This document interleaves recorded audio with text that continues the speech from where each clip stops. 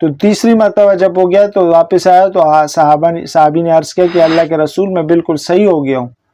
تو اللہ کے نبی کی سنت میں سراسر نجات اور ہمارے لیے بہترین نمونہ۔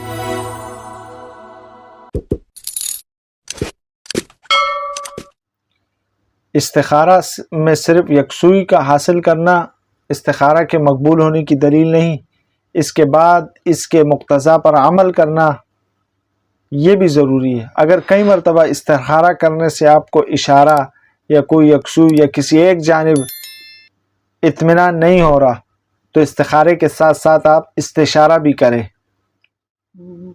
بعض حضرات کا کہنا یہ کہ استخارہ کرنے کے بعد خود انسان کے دل کا رجحان ایک طرف ہو جاتا ہے، بس جس طرف رجحان ہو جائے وہ کام کر لے، بکثرت ایسا رجحان ہو جاتا ہے۔ لیکن بالفرض اگر کسی جانب رجحان نہ بھی ہو بلکہ دل میں کشمکش موجود ہو تو استخارہ کا مقصد حاصل ہو گیا۔ آپ کی جو بے چینی اس کام میں، اس مسئلے میں، وہ بے چینی ختم ہو گئی تو استخارے کا مقصد حاصل ہو گیا۔ خود بخود آپ کی طبیعت اس طرف مائل ہونے لگے گی تو بھی استخارے کا مقصد حاصل ہو گیا ہے۔ یا اللہ تعالیٰ کوئی ایسے حالات پیدا کر دے اس کام کے کرنے کی طرف جس مسئلے میں آپ نے استخارہ کیا، جس کام میں آپ نے استخارہ کی، اور اللہ تعالیٰ اس کے کرنے کی طرف اگر اسباب پیدا کر لے تو بھی آپ کا مقصد استخارے سے حل ہو گیا۔ اور اگر نہ کرنے کی طرف بھی اللہ تعالیٰ نے اسباب پیدا فرمائے تو بھی آپ یہ سمجھ لیں کہ اللہ آپ کے استخارے کا مقصد حل ہو گیا۔ آپ کا کام ہے عمل کرنا۔ بس استخارے کی حقیقت اتنی سی ہے کہ 2 رکعت نفل پڑھ کر دعا مانگ لی جائے، پھر آگے جو ہوگا اس میں خیر ہے۔ کام ہو گیا تو خیر ہے، نہیں ہوا تو خیر ہے۔ دل جس طرف متوجہ ہو جائے، جس کے اسباب پیدا اور یقین کر لیں کہ یہی میرے لیے بہتر ہے۔ اگر دل کی توجہ گھبراہٹ یا اسباب پیدا نہیں ہوئے یا اسباب موجود تھے مگر استخارے کے بعد ختم ہو گئے، کام نہیں ہو سکا، تو اطمینان رکھیں، اللہ پر یقین رکھیں کہ مومن کا سب سے بہترین ہتھیار اللہ پہ یقین ہے۔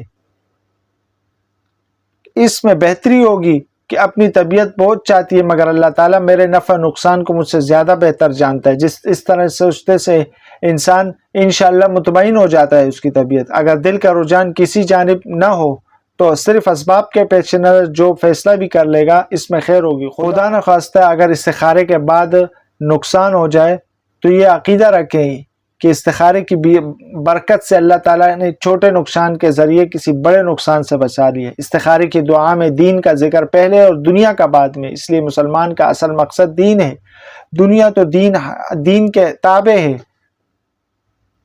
استخارہ صرف اہم کام کے لیے نہیں۔ اکثر لوگ یہ سمجھتے ہیں کہ استخارہ صرف اسی کام میں ہو جو کام بہت اہم ہو یا جو سفر بڑا ہو اس میں استخارہ کرنا چاہیے۔ نہیں، جہاں انسان کے سامنے 2 راستے آ جائیں یا جس کام میں انسان کو تردد ہو یا شک ہو یا صرف ایسے ہی کاموں میں استخارہ کرنا چاہیے۔